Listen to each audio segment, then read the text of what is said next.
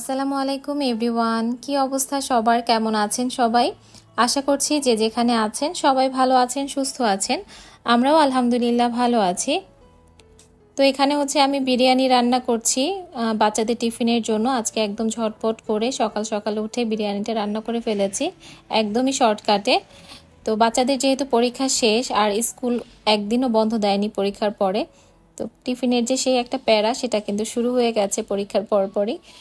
তো টিফিন বক্সগুলো রেডি করে তারপর বাচ্চাদেরকে দিয়ে দিচ্ছি। ওরা রেডি হয়ে নিয়েছে। এখন টিফিন বক্সটা যার যার হাতে দিয়ে দিচ্ছি, তারা স্কুল ব্যাগে নিয়ে নিবে। বড় দুই বাচ্চাকে সকালে আর রেডি করাতে হয় না, ওরা নিজেরাই সুন্দরভাবে রেডি হয়ে নেয়, সব কিছু করে নিতে পারে। আলপিনাকে একটু রেডি করিয়ে দিতে হয়, ও তো এখনও নিজের কাজে আসলে নিজে করতে পারে না। তো ওকেও সুন্দর করে রেডি করিয়ে আমি টিফিন বক্সটার হাতে দিয়ে দিলাম। আর এখানে আপনাদের ভাই ওদেরকে স্কুলে দিয়ে এসেছে, আসার পথে বেশ কিছু বাজারও করে নিয়ে আসছে। তো রুই মাছ, তারপর গরুর মাংস, আরেকটা কি যেন মাছ, ওই মাছটার নাম আসলে আমার জানা নেই। আর এই যে চিংড়ি মাছ এনেছে। তো গরুর মাংসটা এতদিন আনা হয়নি, কোরবানির সময় বাড়ি থেকে যে মাংসটা নিয়ে আসছিলাম গরুর মাংস, ওইটাই এতদিন খাওয়া হয়েছে। তো ওইটা খাওয়া শেষ হওয়ার পরে এবার আবারও গরুর মাংস আনালাম। তো ফ্রিজটাও অনেক দিন হয়েছে পরিষ্কার করা হয় না, ফ্রিজ খুলে একদমই অবস্থা দেখলাম যে খারাপ। যদিও বক্সে রাখা হয় সব কিছু, তারপরে দেখা যায় যে ফ্রিজ তো কয়েক মাস পর পর পরিষ্কার না করলে আসলে এমনিতেই ভিতরে বরফ টরফ জমে যায়। পরিষ্কার করার কাজটা একটু সময় সাপেক্ষ ব্যাপার। দেখা যায় বাচ্চাদের তো এতদিন পরীক্ষা ছিল, এই জন্য আর সময়ও হয়নি। আর এখন যেহেতু পরীক্ষা শেষ, এখন চিন্তা ভাবনা আছে যে তাড়াতাড়ি পরিষ্কার করতে হবে। তো এখানে যা যা রান্না করব দুপুরে সবকিছু খালা কেটে দিয়েছে। শাক ভাজি করব, তারপর রুই মাছটা যেহেতু ফ্রেশ এনেছে, এটা আজকেই রান্না করব। আর এখানে কলার মোচা দিয়ে তারপর শুকনা মাংস দিয়ে যেভাবে রান্না করে ওইটা করব। বাজার গুছিয়ে রান্না বান্না করতে কিন্তু অনেকটা সময় চলে যায়, আর বাচ্চারা যেহেতু স্কুলে আছে ওদেরকে আনারও একটা সময় হয়ে যায়। তো খুব তাড়াহুড়োর মধ্যে থাকে আর কি সকালটা।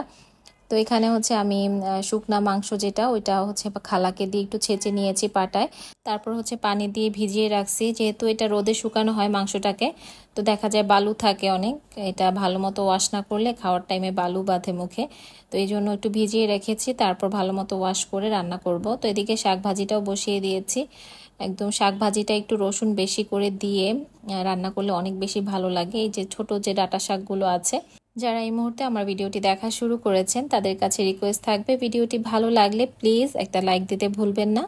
আর যারা এখনও আমার চ্যানেলটিকে সাবস্ক্রাইব করেনি তাদের কাছে রিকোয়েস্ট থাকবে, আমার ভিডিওটি যদি ভালো লাগে বা আমার পরবর্তী লাইফস্টাইল ব্লগগুলো যদি আপনারা দেখতে চান, চাইলে কিন্তু আমার চ্যানেলটিকে সাবস্ক্রাইব করে আমার পাশেই থেকে যেতে পারেন।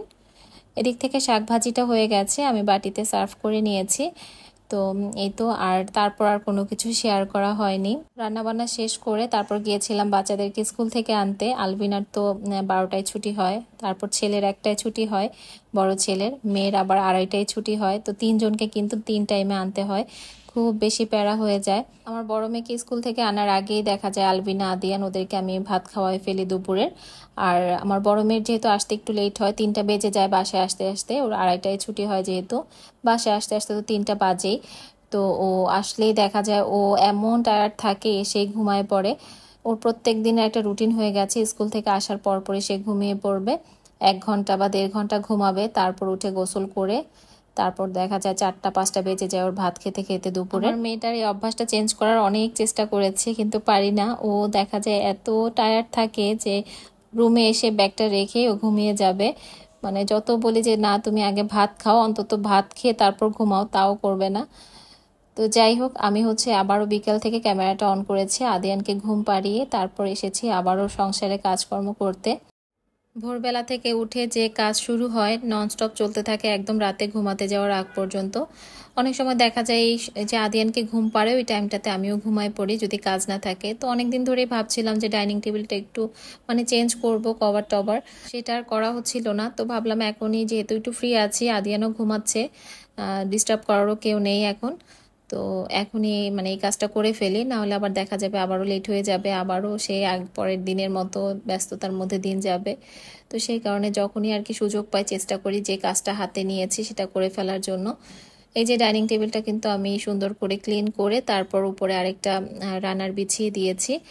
আর এই যে ট্রান্সপারেন্ট পেপারটা, এটা না কয়েকদিন পর পর গেলে দেখা যায় কেমন যেন একটু হয়ে যায়, এত সুন্দর করে পরিষ্কার রাখি তারপরও দেখা যায় একটু সাদাটে হয়ে যায়। তো এই পেপারটা আমি এনেছি, বেশি দিন হয়নি, মানে 1-1.5 মাস মনে হয় হয়েছে। তো তার মধ্যে আবারও এই যে কেমন যেন হয়ে গেছে, আবারও চেঞ্জ করার সময় এসে গেছে আর কি। এই যে আপনাদের সাথে গল্প করতে করতে আমি কিন্তু পুরো ডাইনিং এরিয়াটাকে সুন্দরভাবে গুছিয়ে নিয়েছি। আর যখন গোছানো পরিপাটি একটা বাসা থাকে না, দেখতে এত ভালো লাগে আর নিজের কাছেও একটা শান্তি শান্তি ফিল হয়। প্রত্যেকটা মেয়েরই একটা স্বপ্ন থাকে যে নিজের একটা সংসার হবে, ছোট্ট হোক আর বড় হোক সেটা কোনো ব্যাপার না, কিন্তু নিজের একটা সংসার, সুন্দর একটা সংসার হবে, সেটা কিন্তু প্রত্যেকটা মেয়েরই একটা স্বপ্ন থাকে। আর এই ছোট্ট সাজানো গোছানো সংসারটাই হচ্ছে মেয়েদের একটা শান্তির জায়গা। আসলে মেয়েদের কিন্তু নিজেদের বলতে কিছুই নেই। বাবার বাড়ি যখন ছিলাম তখন বাবার বাড়ি বলতো, এখন শ্বশুর বাড়ি বলে বা স্বামীর বাড়ি বলে আর কি। তো নিজেদের আসলে কিছুই নেই ওরকমভাবে। তারপর ওই সংসারটার প্রতি কত মায়া, কত ভালোবাসা দিয়ে কিন্তু আমরা নিজেদের সবটুকু দিয়ে সংসারটার জন্য করে যাই সব সময়। আর সংসার জীবনে সব থেকে বড় দরকার হচ্ছে একজন মেয়ের কাছে একজন উত্তম জীবন সঙ্গী। হাজবেন্ডের সাপোর্ট, হাজবেন্ডের ভালোবাসা পাওয়াটাও কিন্তু মেয়েদের অনেক বড় ভাগ্যের ব্যাপার। একটা সংসার কিন্তু তখনই পরিপূর্ণ হয় যখন হাজবেন্ড আর ওয়াইফের মধ্যে একটা ভালো বন্ডিং থাকে, একটা ভালো সম্পর্ক থাকে। তো বিকেলের কাজকর্ম করতে করতে একদিক থেকে কিন্তু আমি চটপটি রান্না করে নিয়েছি। আমার অনেক দিন ধরে ইচ্ছে করছিল যে আমি চটপটি খাই। আসলে বাইরে যে ফুচকা চটপটিগুলো বিক্রি করে না, আমি তো ওগুলো খাই, আসলে খাই না যে বললে ভুল হবে। তো কিছু কিছু ফেসবুকে ভিডিও দেখে না একদমই মানে রুচি চলে গেছে বাইরের ওগুলা খাওয়ার জন্য। তো অনেকদিন ধরেই চাচ্ছিলাম যে একটু চটপটি খাবো বানিয়ে, তো সেটা আর আসলে করা হচ্ছিল না। তো আজকে ফাইনালি করে ফেললাম।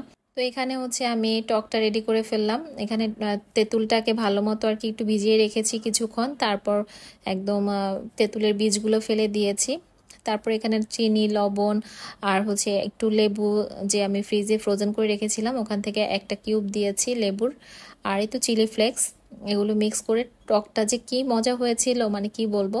আর একটু চটপটি মশলাও দিয়েছিলাম। আর এই টকটা দেখে না এখন কিন্তু আমার মুখে পানি চলে আসছে। যখন আমি ভিডিওটা এডিট করছিলাম তখন আমার একই অবস্থা হয়েছে, এখন ভয়েস দেওয়ার সময়ও আমার একই অবস্থা হচ্ছে। তো এখানে চটপটির ডালটাও রেডি করে ফেলেছি। চটপটির ডালের সাথে আমি শুধু আলু সেদ্ধ করে মিক্স করেছি আর চটপটির মশলা দিয়ে রান্না করে ফেলেছি। আর এই তো আলাদা করে ডিম গ্রেট করে নিয়েছিলাম, শসা, পেঁয়াজ, কাঁচামরিচ, যার যেটা আর কি, বাচ্চারা তো আর কাঁচামরিচ খেতে পারবে না, এই জন্য কাঁচামরিচটা অ্যাড করে নিই, যার যদি লাগে কেউ খেলে নিয়ে নিবে। সব কিছু রেডি করে নেওয়ার পরে মনে হলো যে ফুচকাই ভাজা হয়নি। আর আমার বাচ্চারা অনেক বেশি পছন্দ করে ফুচকাটা টেবিলে দেওয়ার পরপরই দেখবেন যে সবাই কেমনভাবে নেওয়ার চেষ্টা করছে, মানে মনে হচ্ছে যে শেষ হয়ে যাবে আর পাবো না, তো তাড়াতাড়ি করে নিয়ে নেই। তো ফুচকাটাও আমি চুলায় বসিয়ে এসেছি মানে ভাজার জন্য, এদিক থেকে ওদেরকেও ডাকছি। আর চটপটি দেখে তো ওরাও অনেক খুশি হয়ে গেছে, একজন আরেকজনকে ডেকে নিয়ে আসতেছে। তো আলবিনা, আদিয়ান ওরা সবাই ঘুমাচ্ছিল, ওরা হচ্ছে সবাইকে ডেকে নিয়ে আসছে। এই যে আলবিনা কিন্তু একদম চুল এলোমেলো অবস্থায় বসে পড়েছে খাওয়ার জন্য ঘুম থেকে উঠে। আর আমি হচ্ছে ফুচকাটা ভাজতেছিলাম। একটা জিনিস দেখবেন, যখন একা একা কিছু খাওয়া হয় তখন কিন্তু খুব একটা ভালো লাগে না, আর সবাই মিলে যখন একত্রে বসে খাওয়া হয় সেই জিনিসটার মজাটাই অনেক বেড়ে যায়। তো আমরা যখন গ্রামের বাড়িতে যাই এরকম চটপটি ফুচকা এরকম যখন বানাই এত ভালো লাগে, সবাই মিলে অল্প অল্প খেলেও না অনেক বেশি তৃপ্তি সহকারে খাওয়া যায়। তো যাই হোক, বাচ্চারা এই যে ফুচকা নিয়ে কিন্তু কারাকারি অলরেডি শুরু করে দিয়েছে। এরকম 3 বাটি আমি ফুচকা ভেজেছি। আমার বড় মেয়েটা তো একদমই ফুচকার মতো করে খেয়েছে, মানে ফুচকার মধ্যে যেমন আমরা আলুর পুরটা দেই, ও হচ্ছে শুধু ডালের পুরটা দিয়ে তারপর খেয়েছে। আর আমি আমার জন্য একটু বেড়ে নিচ্ছি, আসলে সবাইকে সার্ভ করতে গিয়ে না নিজের খাওয়াটা দেরি হয়ে যাচ্ছে। তো আমার তো আর একদমই সহ্য হচ্ছিল না কখন খাবো। তো আমি আমার জন্য কাঁচামরিচ দিয়ে, শসা দিয়ে বেশি করে তারপর বানিয়ে নিয়েছি। আর টকটাও নিয়েছিলাম বেশ অনেকখানি। সবাই মিলে অনেক মজা করে খেয়েছি, আলহামদুলিল্লাহ অনেক ভালো হয়েছিল। তো আজকের ভিডিওটা একদমই ছোট একটা ভিডিও শেয়ার করেছি। আই হোপ আপনাদের কাছে আজকের ভিডিওটা ভালো লেগেছে।